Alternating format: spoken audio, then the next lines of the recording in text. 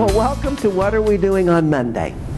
I will tell you this session, if you need a different one, is going to talk about when we come together at IEPs so that everybody, when they leave that table, knows what to do on Monday. Because I have so many people leave, and yeah, we had this wonderful meeting, but then nothing happens because nobody understands what they're supposed to do, of looking at that. And I think we need to become much more practical, when we're looking at other, because usually parents will call me, staff will call me, they'll go around the corner and mumble, about IEP meetings. I mean, nobody likes them. I'll just tell you up front, and particularly teachers, particularly gen ed, because usually if they're at the meetings, because now they need to be, by law, and it used to be that it could be any gen ed teacher, and now it has to be somebody that literally works with the student. So you can't just grab somebody out of the hall, of looking at that. But to them, when you've got student loads, in a general classroom, 25 to 30, do you guys have class limits here? See, we don't either. In Tennessee, it was great because I had a certain number, of looking at that, because our numbers are big in our classes, of looking at that as we go through. But how do I do all these goals when I've got, 26 other kids or 25 in my class? Again, people at the table don't realize that when you decide these things, they have to take place. It's not, oh, doesn't this sound good today? Because I have people leave and it's like they never do what's on the IEP. Or they don't know that they were responsible. Or even if they do, that it matters that much. But it is a legal binding contract, that we have got to follow in looking at that. And then I just added the 6 principles for IEPs. If we can get this concept to everybody. 1, the IEP team works together, and that includes parents. That includes other people that people invite, looking at that. The IEP, the reason we have it, that you've heard from legalities, you've heard from everyone, is truly to provide FAPE, that free, appropriate public education. And it truly needs to be, and we'll talk about that specially designed instruction, of going through that. And it needs to show not only the students' and families' vision, but the school. And that's where that collaborative partnership, comes together. And again, the IEP has student and special ed learn with peers without disabilities. We get to that whole LRE.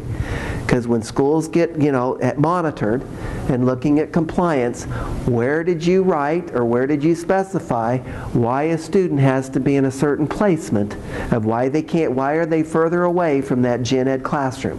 What's the rationale? What's your data? Because they're asking very specifically about that. And so we always start in gen ed, of doing that. And then is it tied to the general education curriculum? And now I would say to the standards. And I know Indiana has their own set of standards. I really researched it when I came to do the presentation yesterday.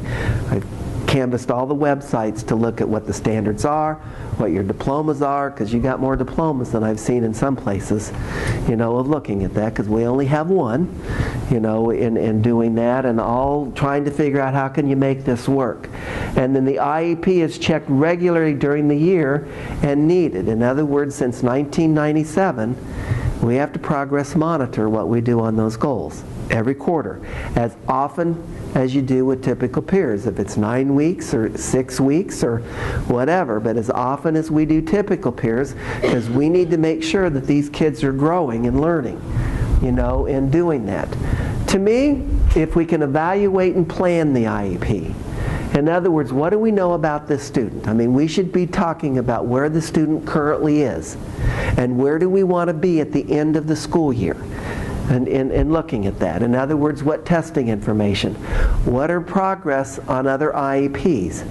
And can we get that to families before we come to the IEP meeting? Because I see a lot of IEPs spending a lot of time on the progress from the last one, and we never get to the new ones or where we're going next, of looking at that. And then observation data. And then reports from people who know the student. Do you get information? Because I hear from special ed teachers all the time, I have a checklist, I have a form that I want gen ed teachers to fill out, but I never get it back. Or they don't fill it out. Like it's all left to that special ed teacher, that's at that meeting. of doing that. So do we have people holding people accountable, for getting those back, and what does that look like? Because in this day and age, there's a lot of people working with this kid than just the special educator. SurveyMonkey helps a lot with that. Yes, it does. It really does. Thank you. Yeah. It's wonderful. But and again, we are looking for that data of how is that kid doing, of looking at that progress.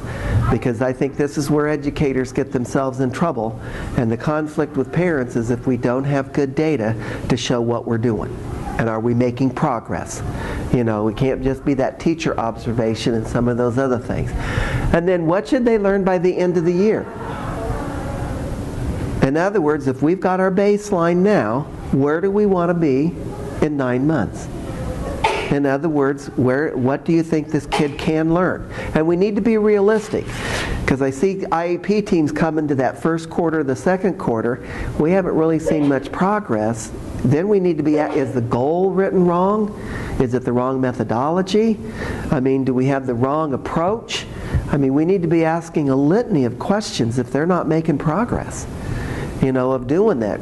Because it's not like it used to be. You have your annual IEP and then you don't even talk about it till the next year.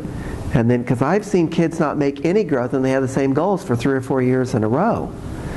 That's not what can happen. And then we need to talk about, is it the same as other students? Those that heard Marilyn yesterday, there's very few kids that we need to be modifying for. They should be learning what every other kid is, because they truly have typical IQs. Low average, average, high average, or whatever, of going through that. And then what are the important issues? Is it behavior? Is it academics? Is it both? Truly, what all of our psychologists, we've got them directed. We're doing thematic evaluations. In other words, it's not just to get an IQ. We look at areas of need. Is it ELA? Is it whatever? Because again, it doesn't help the teachers for next week if we just give an IQ score. That doesn't tell me what I need to be teaching. Is it comprehension? Is it word attack? What is it that we need to be teaching specifically?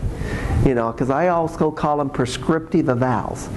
Because we get all this generic stuff, it doesn't help classroom or special ed teachers, of looking at that. And then how is the work going to be evaluated? That's when you come down to those progress reports on that IEP. Is it grades? Is it a narrative? Are you looking at each specific IEP goal? Is it a combination? That all needs to be determined of how we're going to know that we're making growth, and how is that going to be communicated. And then what is needed for this student to access gen ed curriculum. In other words, is it accommodations? Is it differentiated instruction? Is it modification? There's a few kids they're going to learn less of what's in that curriculum. Doesn't mean we don't have high expectations, but it's going to be different.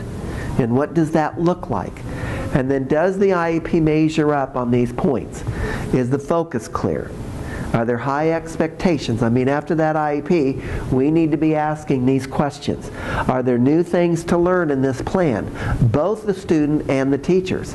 Because if we add something, does the teacher know the methodology? Do they need to go to a training? How do we get people up to speed, of looking at that? And then is the student being taught what we've truly evaluated? Because I like to see that direct line of focus. In the MET, here's specifically what we need. If it's operations in math, if it's going to be, verbalization and visualization for comprehension, what are we truly looking at the end of what we're going to be doing for that year? So we need to think all of that before we start putting that IEP together. And then the present levels of performance. How is a kid doing now? I still see lots of IEPs. Good job. The kid gets along well with others. All of that. I want it to be very, very prescriptive. In other words, if we're looking at math, is it 1 digit, 2 digit? What's the specific goal that we're going to be working on? And again, like I told the last group, and when I work with parents, I don't like to see IEPs with more than 3 or 4 goals. You do more than that, it ain't going to happen. And I have parents, well, if it's not written in, it's a trust issue.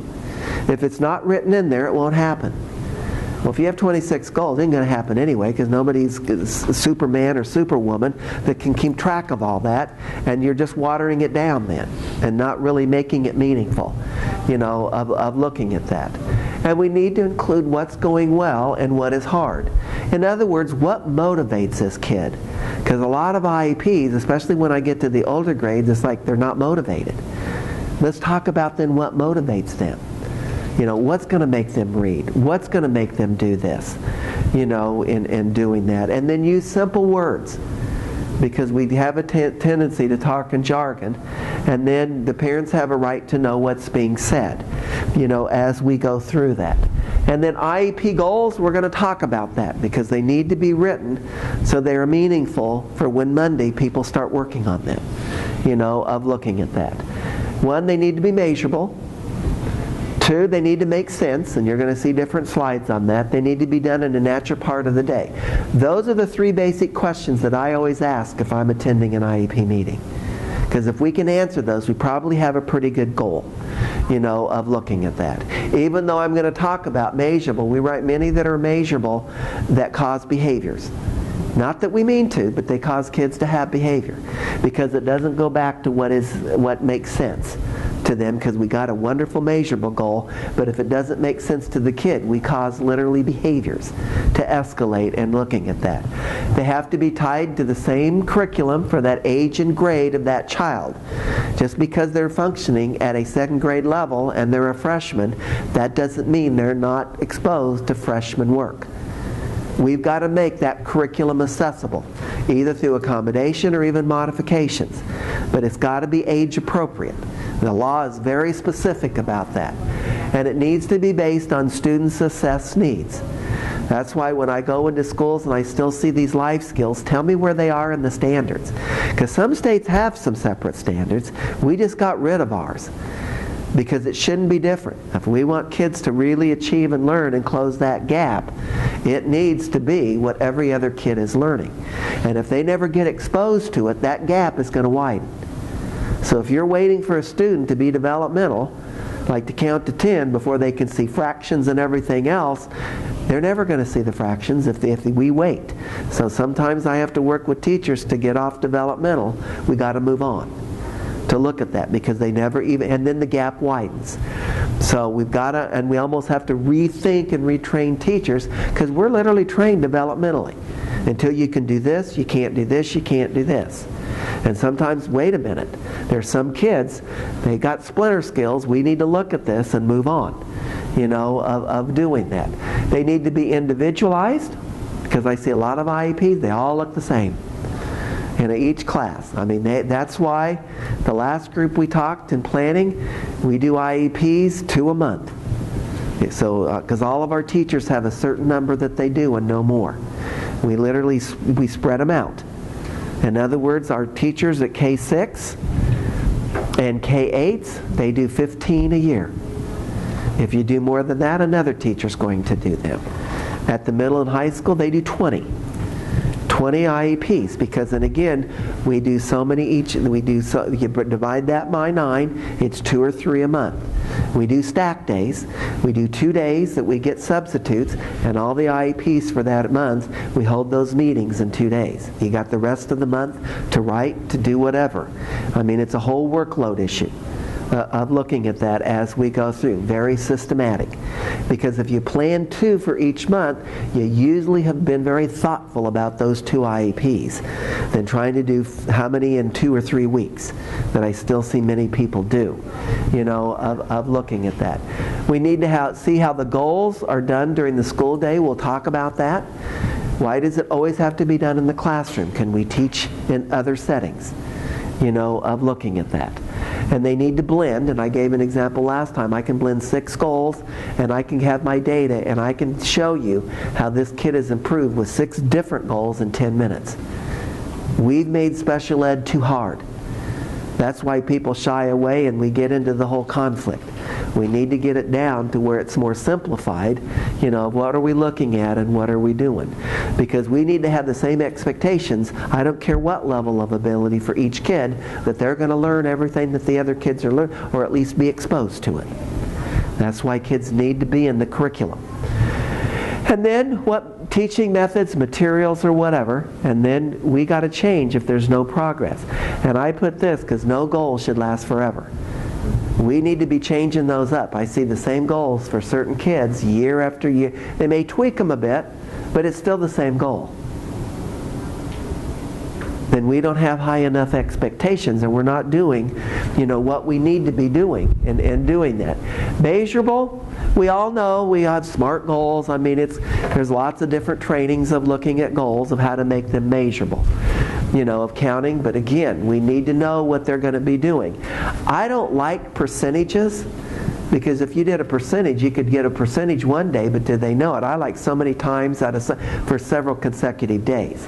Because I could have a kid made 80% in one day, but have they really mastered it? Because I really like mastery learning. So I think I think we need to be specific, when we write those goals, and what does that look like, when we're going through it. And then who's going to teach it? Is it excuse me, a combination of people? Why does it always have to be the special ed teacher? Why does it always have to be the gen ed teacher?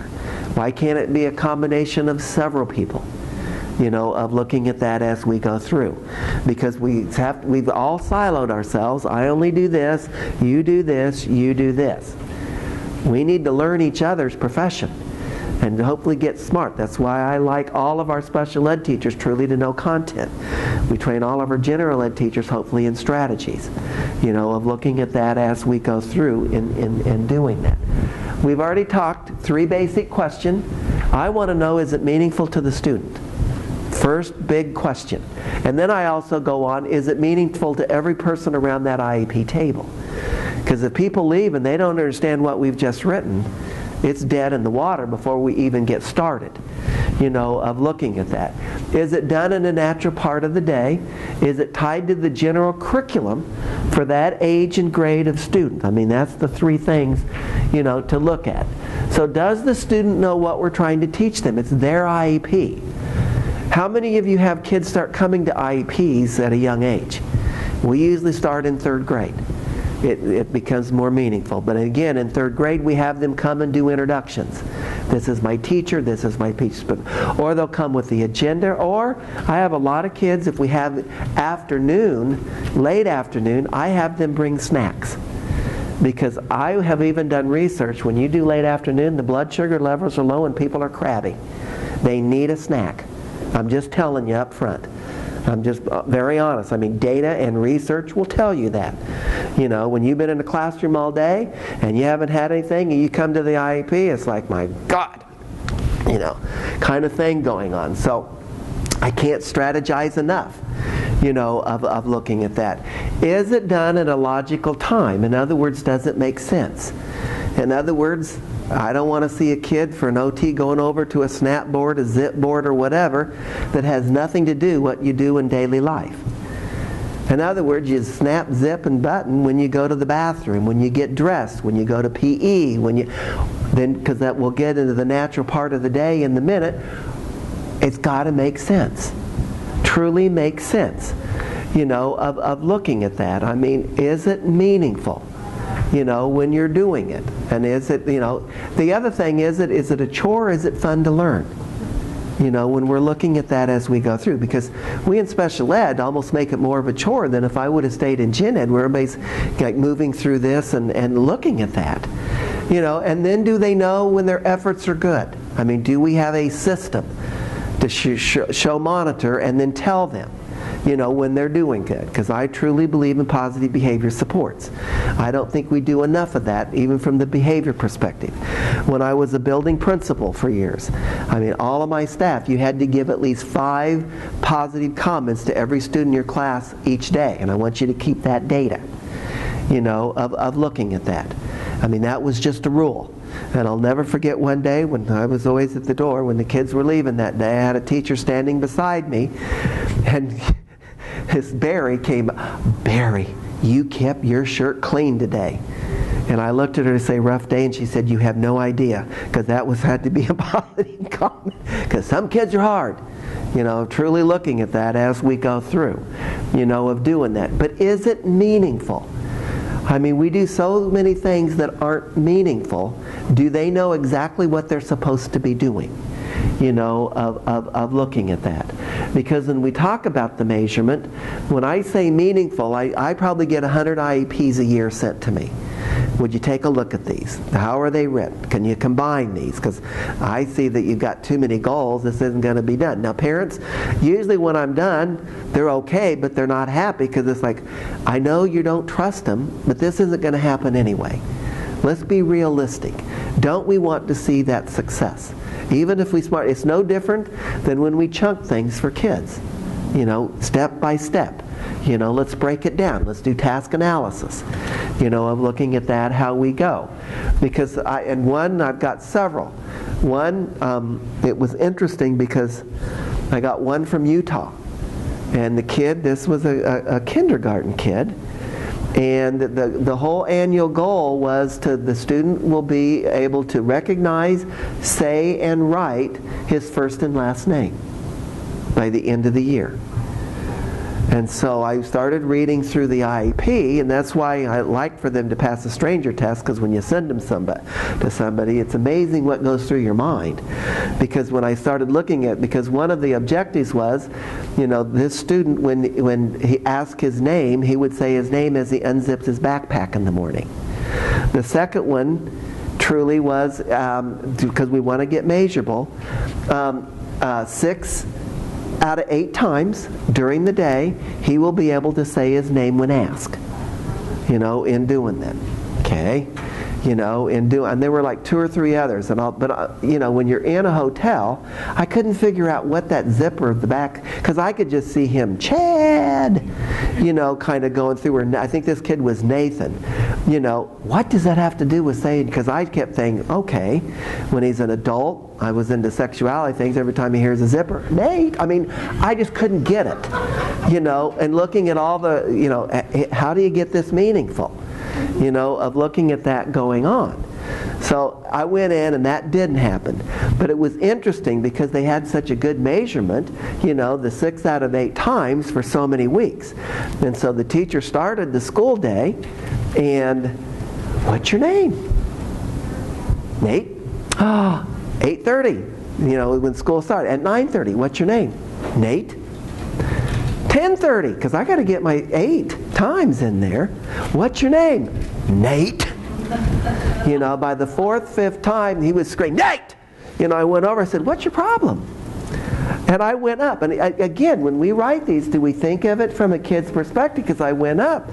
You're getting angry. What's the deal? And he tugged on my coat and he says, I have the most stupid teacher in the world. She can't remember my name. You know, why do we keep asking? It has no meaning, you know, in looking at that. So we had to brainstorm. I mean, when we write goals, let's truly think long term, what is this going to look like to the kid? Because I noticed that you line up and she had the kids count off. You know, I said, why do you do that? Because I need to know if somebody's missing. And then I said, well, how do you know who is missing? What if you had them line up saying their names? You know, because it's a natural part of the day. We'll get to that. You know, looking at that, it's meaningful.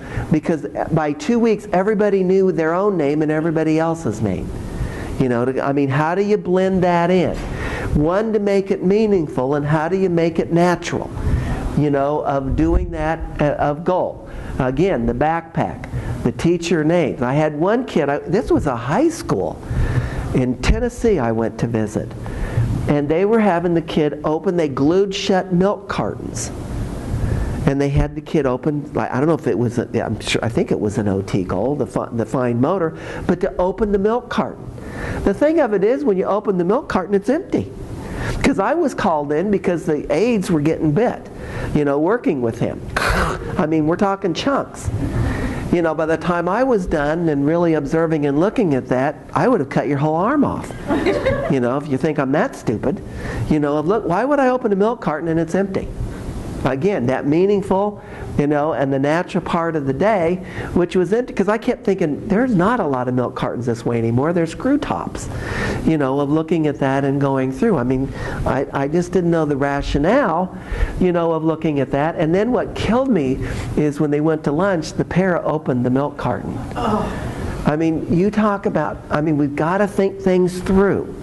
You know, that's why I say, even though we're making goals measurable, we may be causing behavior if we don't ask some of these questions. Because I see lots of kids, you know, having behavioral issues, you know, of doing that. The example that I gave at the last session, because it just, I mean, I put lots of wars out between related services and teachers. Because they swoop in, you know, or what the gen ed teacher, because the call I got is, I've got this OT that's worthless as tits on a board. I go, tell me what you really think. And it was interesting. Well, she just swoops in here twice a month, and we're supposed to do these little finger grasp things so many times. You know, I don't have time to do this. You know, in looking at that, you know, I call the OT. That teacher's worthless. We're out of compliance. They're not meeting my measurable goals and objectives. And I'm going, have you two kind of sat down and talked about this? You know, how can we do it in the natural part of the day? You know, of what does that look like? You know, because again, when I went to observe, wonderful kindergarten teacher, creative, I mean center-based, she was fabulous. I never seen a teacher do so much with shoes in my life. She was just unbelievable. Anyway, when I went in to observe, I mean, they took this kid over to the table, and you could see he wasn't happy anyway because he wasn't doing what all the other kids were doing. You know, why am I being isolated to begin with? Had bright gummy bears, dumped them over, you know, use your pincer grasp, you know, let's pick things up and put them in the jar. You know, because I think the goal was written 8 out of 10 times, 4 consecutive times or something like that. So, you know, he did it. The aide dumped him over again, and I loved this little kid. He looked at her and said, it's your turn. You dump the suckers over, you pick them up. I already did it once, kind of thing. I mean, again, think about it. What do we not think his work is good? So we're having you do it again? I mean, that is his thought process. That's why we literally cause behaviors at times, because it's like, in his mind, you dump them, you pick the suckers up. I already picked them up once for you. If you're that stupid to dump them over again, pick them up yourself. You know, in looking at that. So I said, how could we do this differently? You know, I noticed because she had a literacy center, and then we went to a science center, and we went, you know, how could we make this natural? Because I noticed that they get to pick for 10 minutes, and then they pick up, put away, and go to the next center. So I see that, you know, some kids we got to talk about, because you give them only 2 choices because they'll stand there the whole time. They need more concrete at this age. But the thing that we looked at was dump things off shelves. So dump beads, buttons, whatever. Now use your pencil grasp. We got to clean up. Go pick them up and put them on the shelf. Aids in the back. How many times they did it correctly, observing on a hash mark, and stick them on a paper at the end of the day. You've got your data. We make everything so hard. You know, it needs to be natural, you know, of looking at that. I still see people working with certain levels of kid identifying coins. I will never get over, why identify a coin? What's the rationale for identifying it? Because you need to know the amount to go buy something. I never see these kids buy anything when they're young.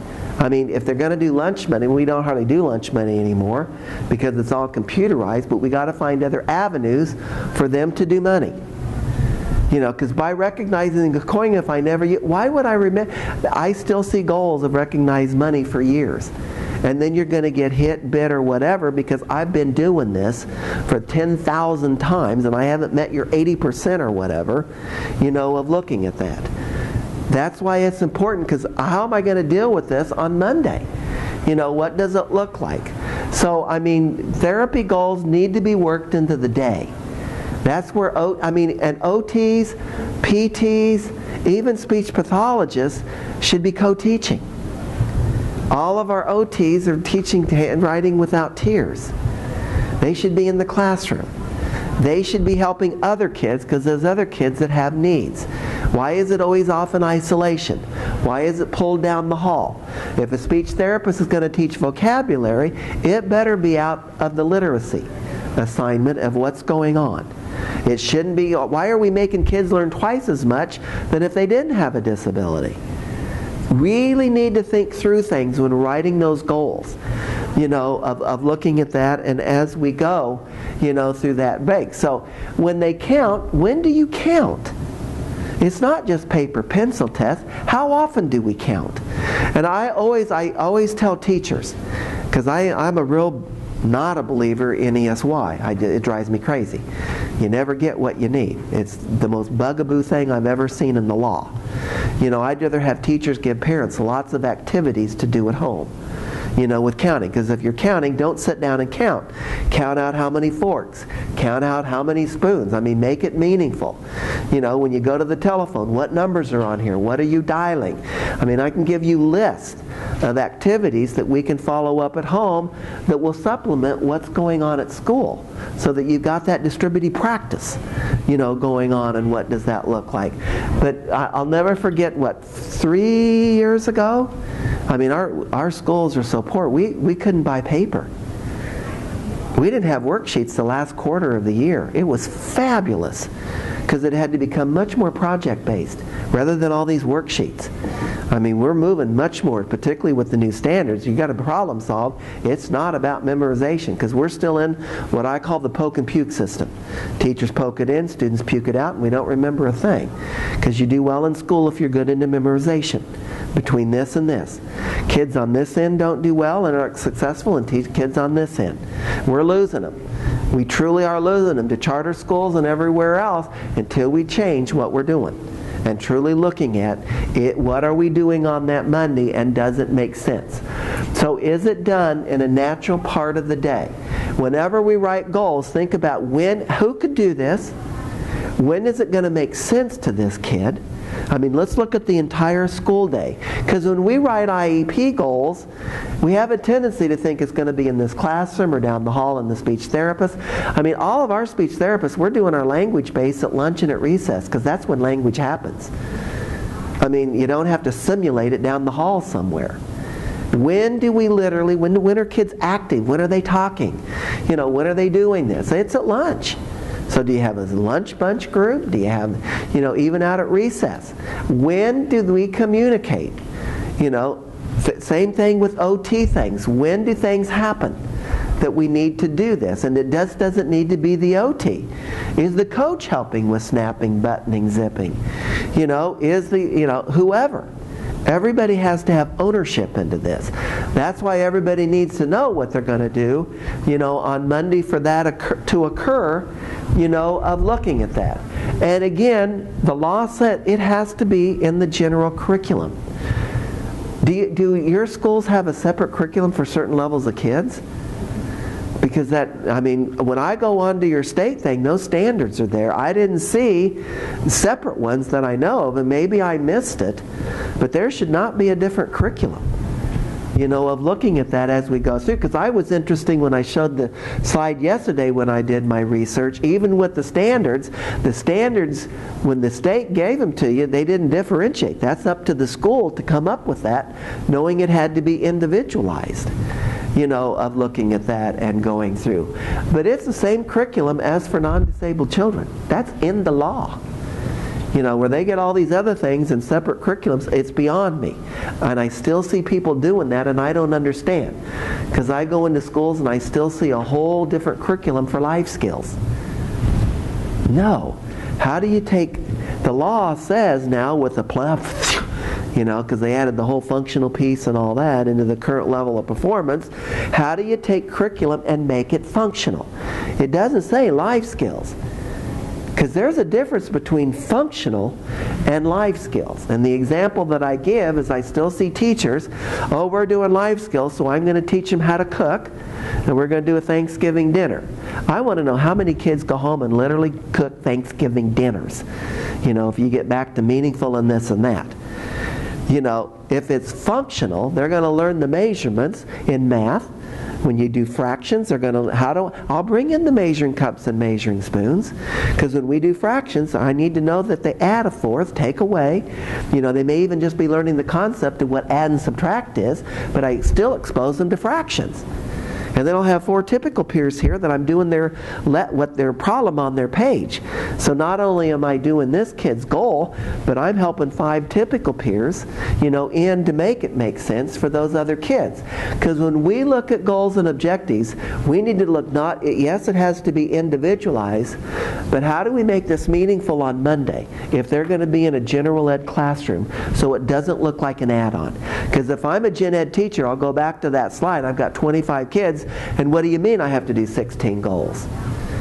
If they're built in, if it's meaningful and a natural part of the day, and I can collect my data, that's where the rubber hits the road. That's where we've got to get out of the box and be creative.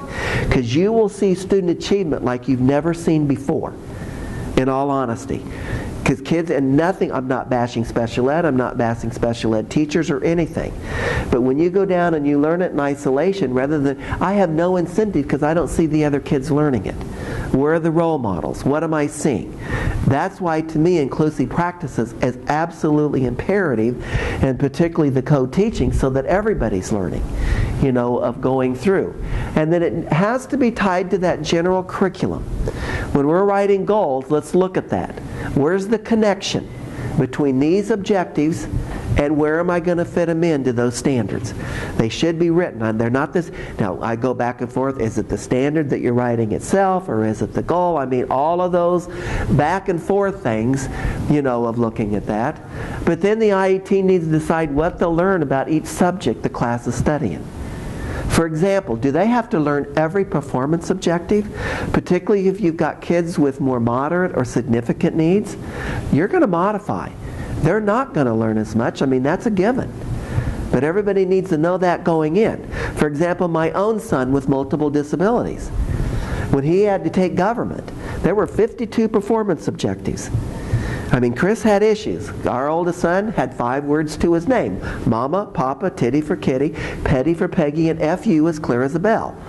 So when we did transition, because of the FU, he wasn't going to be the Walmart greeter. I mean, we had to be very specific, of what we were going to be looking at, as we go through the process. So he was in trouble with the law. I mean, when we moved a lot, because we do move a lot, it wasn't because people always think, God, you must have been fired so many times because you've moved so often, of looking at that. What we did is we would write letters into our neighborhood because our oldest son was very curious. He likes to go into people's houses, whether they're home or not. And people don't like people in their houses when they're not home. He'd find a way in. I don't know how many times we had the police at our house. I'll never forget presenting for National CEC in Alabama once. And I think it'd been, I'm sure they probably thought I knew I was on drugs or something, because I stopped right in the middle of the keynote. I'll never forget. It's those little things that just, it hits you. Because I'll never forget in the middle of that, I'll never forget a stop because, we've been police free for 1 year and we are so proud of it, kind of thing. It sounded like I was from AAA or something, because we hadn't had the police at our house for 1 year, of looking at that, because it's every 2 or 3 months at least, if not, sooner, of looking at that. But he needed to know that there were laws when you took government and that you could go to jail. The other one was that you know that there's a president and vice president and you have a right to vote.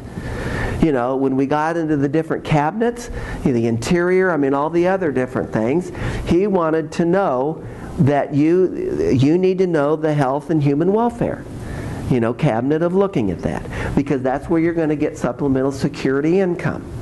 Because to me, when we look at all of this curriculum, you almost got a backward chain. What's going to be meaningful? What's natural when they get out of school? But what are the big picture items that I've got to come back this year in this content area and teach? So we had 5. Now, was Chris exposed to all of government? I will tell you, he probably learned about 18 of the performance standards, because we collect data, but we really only collected on those 5. Because if we're only going to do that, he better master those. It's not at 70% or it's at 80, 90%. I don't want a kid run out in the street and say it's only 80%. Again, how do you make your measurement match that goal?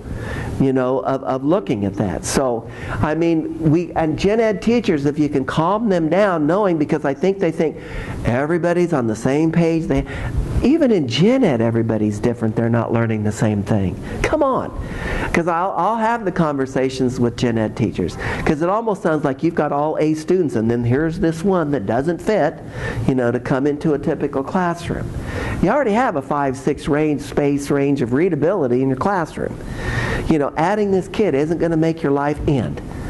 Let's talk about what it's going to be, what it's going to look like. But again, you need to know this kid isn't learning 52 performance objectives. They are going to learn these 5, and we're prioritizing. And yes, they're going to be in here, and yes, it's modified. I mean, we need to have those conversations so, again, people know what they're doing on Monday. We're not specific enough. We scare people to death, when they leave those IEP meetings, because they need to be in general curriculum. To me, trying to assimilate that down the hall when it takes place naturally in a classroom, why wouldn't they be there? We're making so much more work, on everyone, to come up with things, when it should be, how do we make this accessible? Because the whole key is, how do I make this curriculum accessible for any level of student? Of going through and looking at that. And then again, they have to decide how many objectives, or what I call performance objectives, in the standards, when you're looking at that. And that's where we're truthful, because on our report cards, we have boxes you check, accommodate or modify, because we're not going to lie to people. We modified this for this student.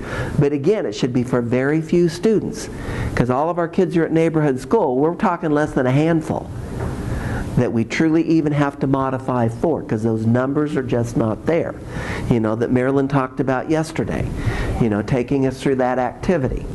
And then, how do we make them functional and meaningful? You're going to hear that at least 7 times, because research says adults have to hear it 7 times for it to sink in. So you're going to hear it many, many times.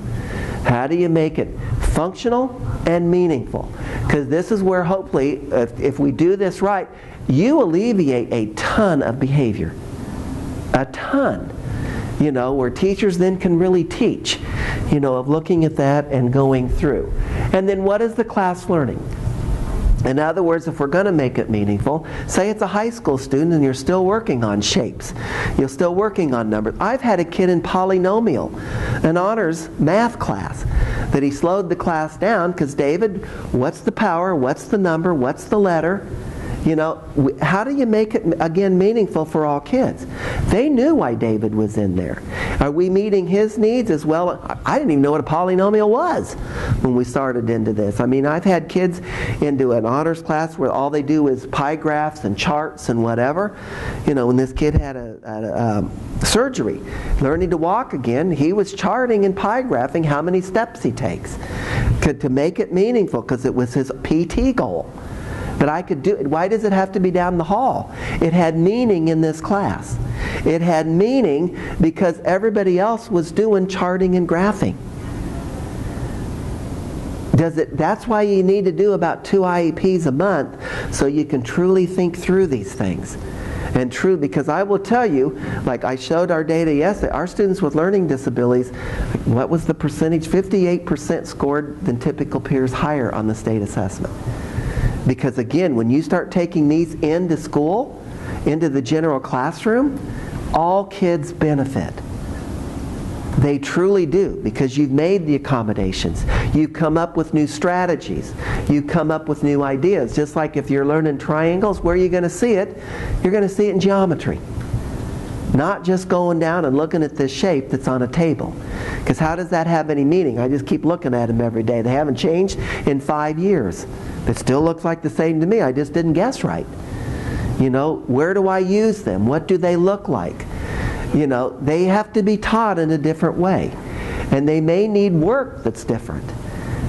Say they need to role play. I mean, I wish we had a whole day, because I love to talk about accommodations and modifications from presentation. How do we get information to students? And then also, how do you evaluate? How do you get information back out of them? There's certain strategies. We need to look at several different ways of doing that. Because I still, even when I'm working with high school teachers, they like to trick. They love their wonderful bell curve. I said, well, I don't believe in a bell curve. We need an S curve to be. So you're telling me a quarter of your class, when you come in to get your bell curve, the flunk from day one. What's our belief system? What are we looking at? How do we approach this? What are we doing as we go through, of looking at this? And then being in other school activities. Can we even do some academics in the other activities? When we eat, can we have discussions? What proportion do you think this is? Even when we go to the store, can we do math skills? That's why even sending things home, what percentage of this was it on sale?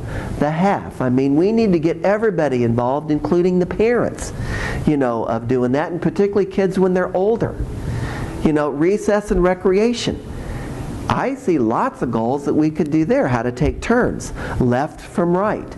I mean, basic skills when they're young. How can we blend goals into those activities? One, it's going to be more meaningful to the kid because it's actually happening and they're up and out of their seat. Clubs, sports, pep rallies. Pep rallies. When's it time to be quiet? I mean, you talk about teaching behavioral skills and social skills.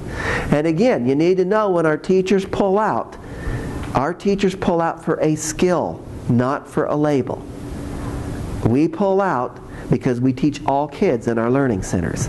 Again, like the example that I give, if I'm a teacher and I've got good background in social skills, it's not just that classroom, because we don't have classrooms of kids with autism or classrooms for learning disability or whatever. They come out because I may have 5 typical peers that have conduct disorder. You need social skills. 3 kids with autism, 3 kids with a learning disability with behavior issues. We need to think about if we're going to pull out and do specially designed instruction for certain kids, are we truly doing that specially designed instruction? But my question is, can we do it in lots of different places? How do you teach social skills if nothing's going on? Yeah, you can role play and do all this, but I could be teaching at the pep rally, in a club, how to take turns. How do you give eye contact? Like when you're getting ready to go to an interview. I mean, do we do enough of that when we go through our transition classes? Student council. I mean, I think we get so stuck about teaching everything in a classroom, we don't think of doing it throughout. I mean, I'd like to do big flip charts. Where can we teach this? What's going to make sense? I mean, and truly, but again, we got to work with parents and families, because if we're only focusing on 3 or 4 goals, we can get out of the box and be much more creative than if we're trying to do 26. Otherwise, it's like a kid with a learning disability. You give me 50 problems, it ain't going to happen. You cut them down and break, here's 5, and you got 5 minutes to do these, and I'll give you another 5. I can handle this because I've chunked it, of looking at that. IEPs should not be any different, of going through that, and learning those things. And then inclusive goals. How do we write so they're included? I mean, that should be the first thing that we think about when we write a goal. How are they going to be modeling after the typical peers? What are they going to see in this classroom? I mean, I call it an ecology kind of worksheet, because I want to know what's you as a teacher, what's your process when kids come into the class? Do they come in? Do they sit down? I mean, even teaching those kinds of things, because can they get credit for some of those things of just coming in, and doing some of those things? I don't have the student spend with their educational assistant. We don't have one-on-ones in our district. I could have been crucified. The parents about lynched me for 3 years. We don't do one-on-ones. We just don't. Now, do some kids need more structure, kids with autism, because they can't do change? I still want at least 2 paras, one in the morning and one in the afternoon. Because if somebody's gone, their world is gone. And it's not fair. Then life is hell for everyone. All in how we set and look at it. Those conversations need to be had, for that IEP, so we know what's going to go on next week. What's our backup plan? What if you got a special ed teacher and you can't find a substitute? I mean, those things have to be talked about. But we wait till it's almost crisis, of looking at that, and then everybody's mad, of doing that. And our last session, peers, we do not use enough. Our peers teach each other. We have peers, typical peers, we get permission, they come to the IEP meeting. You know, because they will advocate more than the adults about what a kid needs. They know, they're living it, you know, of going on. And again, I'm talking young to old. And again, I would be having kids come to your IEP meetings from early on. Nothing's worse than walking in when they turn 16. Some schools are starting before and still use 14. But you come in and here's a mob that these people are talking about me. I'm freaking. We need to get people prepared, especially to teach self-determination and self-advocacy, you know, as we go through that process, because nothing will scare them more. You know, and again, go home and talk to your parents, because a lot of parents, I don't want them there. I really believe, and I have a conversation with a lot of parents because there's a lot of research. I mean, a lot of people are doing self-led or student-led IEPs. When I talk with students, many of them don't want to lead it because I'm so busy I don't get what I want in to tell them what I want, because I'm following the agenda and I'm making sure I'm doing this, and you know, I want to be involved. And then particularly it changes when they come in about how we do that current level of performance. It becomes much more positive, and I'll ask, do you want to go in for this part or come in later? Because it's nothing worse than people talking about them in front of them. It's their IEP. Because really, by law, 16, if they're not there, that teacher has to go through the whole thing with them. Because they have to know it. That's law. And I don't see people doing it if they're not attending their IEP. I mean, talk about out of compliance, you know, of looking at that and going through. I cannot say enough about peers. Like I told the last group, in the district, our graduation rate, because the kids drop out, was at 80-some%. We've gone to 96% because of the peer buddy system. Because you need to come to school because you got to get this kid from point A to point B. They can't survive without you. It gives them something to live for to come to school because they're helping somebody. And I'm not making little mamas and papas and poor disability and this and that, because we train for that up front. But how do you make that work? You know, of looking at that and doing that. And then we have to find ways that the student takes part in all the activities. I see so many kids in the name of inclusive practices that they're in there, but they're in as a window dressing. It's not meaningful. I usually see the special ed teacher, they have a group in the back of the room. Why not be down the hall? That's not inclusive practices. Yeah, they're there, and I always say inclusive practices, it's got to be meaning. How many of you gone to a party and you didn't know anyone? You're included. But I mean, you know, I stand in the back of the corner and just, I'll drink my wine and sip it by myself because I'm there, but yet I'm not. Because it's uncomfortable, I don't know anyone. I mean, it's got to be purposeful and it's got to be meaningful. It's not this window dressing or what I call the dump and hope. You know, of looking at that as we go through when we're writing those inclusive goals. And then blending goals together. I've already talked about this. How can we blend? How can we make it easier for teachers to collect data? You know, to do progress monitoring. You know, to look at all of these things and doing that. Because this one, like I said, I can have a kid go to the office. I can have them punch the numbers in. I can have them talk in a sentence at home where they can bring now, everybody usually has voicemail, or even if you're calling a cell phone, you know, leaving a message, can they bring that in as data? That this kid talked in 8-word sentences 6 times, you know, when they called home. We've made it so hard. We have, and I just want you to relax. I want you to enjoy. I mean, special ed is so litigious now, and everybody's scared, making sure we cross the T right and dot the I and whatever. You know, if we're doing what's good for kids, hopefully it'll alleviate some of that.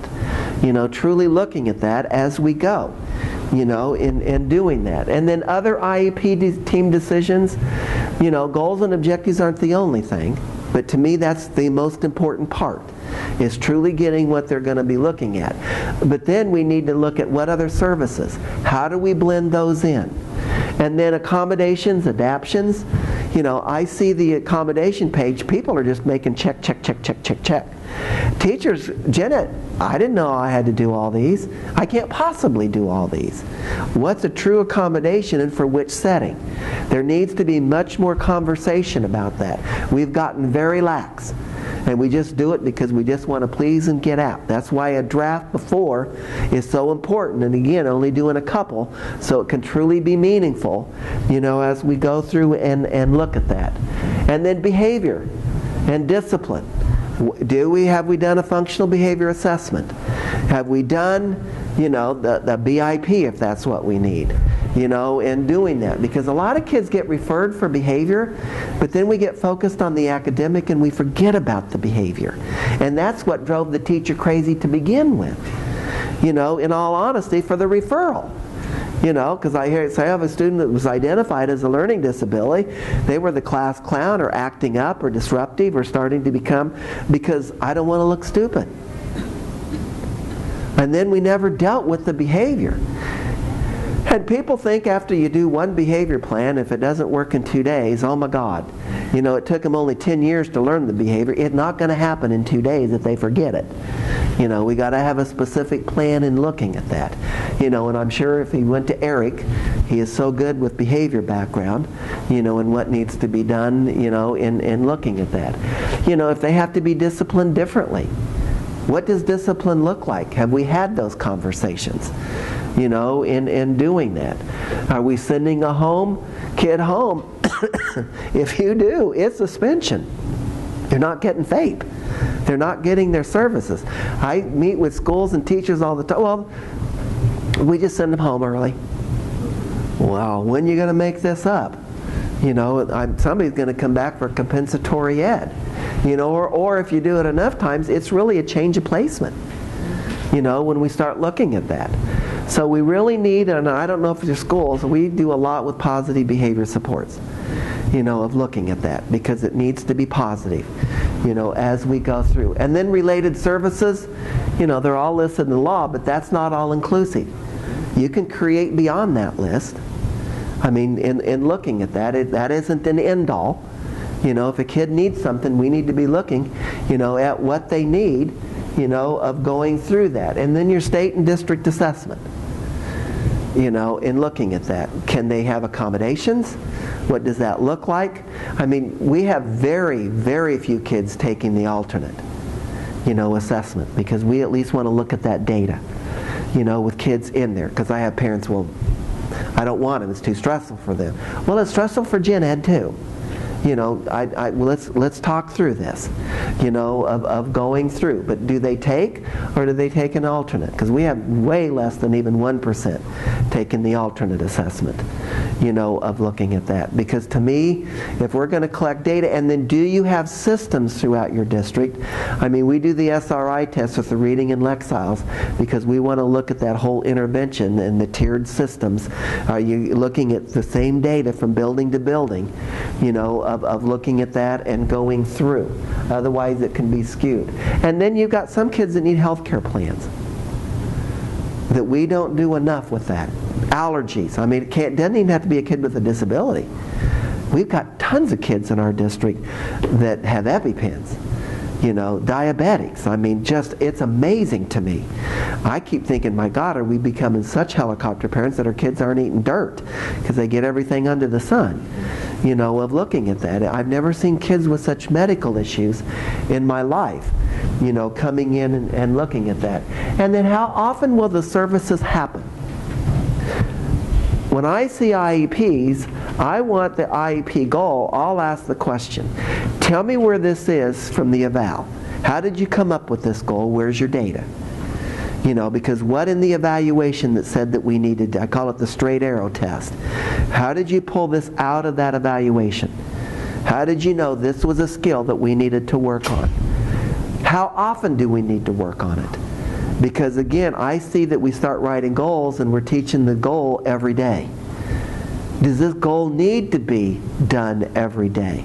Is it even that meaningful to the kid? Because we're not giving our teachers time to progress monitor. We're not giving our teachers time to write IEPs. Because we think we have to teach the goal every day for so many minutes. It may be done twice a week for 20 minutes and it's more meaningful, of looking at that. How often, how long, how many weeks, and where will it happen? That's why when we get the goal written, when we get down to the service page, can this be done in an extracurricular? What classroom can this take place? Can it be at lunch? And each goal would be different, of looking at that as we go through. Because it's like one place doesn't going to match every goal. Where is the most purposeful and the most meaning for each goal? And you may need to have the dialogue for each one of where can it take place and for how long. Because we just have because I have speech therapists, 3 times a week for 20 minutes. Does that just fit your schedule?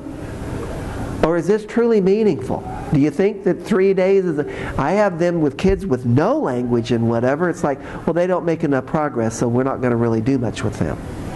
They need more services than a kid, of looking at that. What's pull out versus staying in? If it's articulation, sometimes, or stuttering, fluent, they may need some pull out. But if it's a whole language base, where does language occur? I mean, all of those questions, being questioned. This we never spend enough time on, of truly looking at what's meaningful. What are we going to do on Monday? Because as a gen ed teacher, because I'm not going to be in your classroom every day like I was. Because I think we can do this in the Learning Center 2 times a week. So you're going to have this child the other 3 days, and they about freak. Because it's like, my God, they used to have them every day, and I didn't have to deal with it. Well, we're going to teach you some skills, of looking at that. We're going through that pushback right now. Because to me, we don't spend enough time looking at goals and how much time. We over provide special education. Because I think many people see it as a replacement. And I really ask that question, is this totally a replacement skill and an education, or it truly is it specially designed instruction? Because they should be getting this in Gen Ed, and we should be coming in with supplemental supports and services, or that specially designed instruction. Doesn't mean it's every day and all day, of looking at that. Hard questions. And again, do we take time? And this is why we're so unsick, because we don't take the time. And then Monday comes, the Gen Ed teacher's like in shock, or deer in the headlights, like, what am I supposed to be doing? What am I doing with this goal? Have we even talked about how I'm going to teach this on Monday? We need to have those conversations when we write those goals. That's why it's good to do the ducks in a row before we come. And then how are we going to grade? Huge. To me, at elementary and middle school, it's not an issue to me. Now in high school, it gets much more high stakes. But again, I've never found a kid that we've modified for. And, we give them an A for their work of how we grade, the process or whatever, that they're going to be valedictorian. We've made issues, we just like drama, I think, in education. Where data should be driving what we're doing, truly, if we sit down and look at this, what makes sense? I mean, we've lost some of the common sense, what we're looking at, if we truly sit down and look at things, as we go through. And then extended school year has to be decided every year, of looking at that. Is there regression? Is there recruitment? Are we keeping that data? Because if we don't have data, they automatically get it. I have a hard time with ESY because it doesn't make sense to me. Because usually it's not the same teacher, the same therapist, anything. By the time I'm learning, it's done. Time I get up to speed, of looking at that. And a lot of time, and it's not for new goals, it's just for maintenance. Now there are some kids that we need to keep that going, but does it always have to be ESY? Can we do it at home? Can I give you activities, to keep this thing moving forward? Why does it always have to be the school doing it? And then transition, huge. As I think Julie and them said, I mean, it's an area that the feds are looking at closely. We're not doing a very good job with transition, as we go through. And when I look at transition, I like to talk about live, learn, work, and play. We kind of get just stuck on work, and that's it. I want to know, what are they going to do? Because Genevieve and I's most frightening thing when Chris got out of school, we worked hard. We know he's going to have a job, but if he doesn't have a social life, I've seen people would go to work and then home, and life is just boring. Our whole fear was, I want him to have a life. I mean, with our son, with Chris, we planned. You know, the whole mapping. Even when he got to be an adult, we moved to Kansas, and luckily we moved just 5 houses down from the Turnbulls. And then for adults, we did group action planning, because I want them to have people in their life. You know, I want them to be, I mean, Chris, we planned very well because again, he didn't have a lot of communication. You know, we planned for him, especially when he got out of school. I mean, again, we had the whole conversation about, because our kids are graduating at 18, they're not staying to 22. You talk about a hard conversation with parents. You want inclusive practices, you want to fit in, you want everything. They're getting their credits, but then by God, I want to be special, because they have a right to stay till 22. Hello? They met. I can show you. So, I mean, you talk about, we got to watch what we even ask for. I mean, when you talk about inclusive practices, there's lots of hard conversations, you know, and what does that look like? You know, but for Chris, I mean, he exited. Now, when we moved, I mean, I will tell you, when we moved to Kansas, because I became the state director, we lived in Lawrence. I mean, he was involved in a fraternity. He escorted the house mother. You know, in doing that, we found a jazz club on a Friday night, because you start meeting people where you start frequent it every week. And then we had a 20-some bakery called Munchers that he met. I mean, you start building that circle, because I'll never forget when we started planning, there were like 3 of us there, because you're new in town. There were like 200 there before we left, you know, of doing that, you know, of looking at that in transition. I can't stress transition enough. And truly making it life. Because, I mean, with our oldest son, they wanted him in an institution. You know, when we started graduating, there were waiting lists. We don't do waiting lists. I did a whole keynote not long ago, personally, which was hard. Because, I mean, Chris, when he graduated, you know, he was going to be on a waiting list for how many years? I wrote the governor, literally have the things saying on May 22nd, Chris is coming to live with you. We're going to drop him off at 3. We've invited 300 families, and we have the media coming. You know, I got a letter back from the head of Department of Public Institution, then it was really DDD, you know, of looking at that, and said, you know, you can't do this. I said, I've met with an attorney, because I don't want to just drop him off and say it's abandonment. You know, I've done my homework. I collected my data, because you wanted him in an institution when he was young. We kept him out of it. Here's how much it costs. Talk about data. We have spent almost $64,000 excess cost for him to get that above typical peers going through special ed. It would have cost both Kansas, because then we moved to Nebraska, Beatrice Developmental Center. It would have cost $1,436,000 for Chris to be here. I saved you $1,400,000. Chris is coming down to live with you. I mean, that's all there is to it. So, I mean, Chris went to the top. You know, I don't know. I wasn't angry. I've been on your transition state committees. I've done this. I've done that. I mean, it was amazing, you know, of looking at that. But that's why they have to be, because Chris had peers going down, everybody helping move Chris in with Governor Ben Nelson, you know, at that point in time, you know, of looking at that. And I mean, I can send you the letters if you ever want to copy them, you know, and repeat some of the things.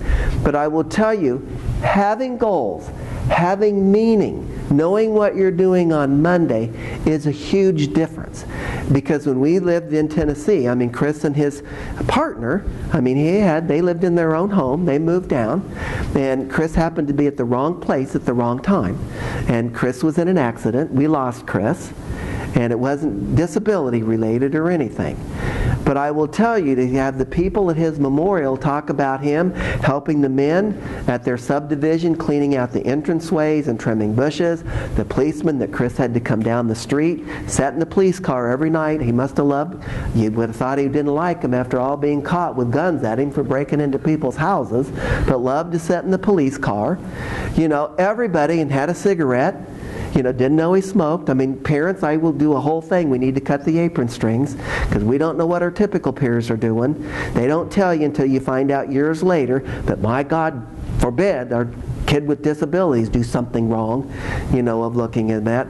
I can't tell you enough, if we know what we're doing on Monday, if we can truly get those high goals, real written goals with high expectations, our kids can do phenomenal. Chris worked for a moving company, $8 an hour, full benefits. I mean, somebody that was not supposed to do anything. I mean, a very tax-paying citizen, very participatory in his community. When we were the people at the service, it just blew our mind. I mean, he really was, if we did nothing else right, he was a contributing member. And he had more of a social life than Genevieve and I put together, because we just work all the time, you know, of looking at that. So I would hope that you'd take some ideas and some strategies and take these back with you and start the conversations, and even look at, how do you organize IEP meetings? What do they look like during the year? You know, can we start rethinking and reframing, you know, about what we do? So I can't thank you enough, you know, for this, and good luck. So take care.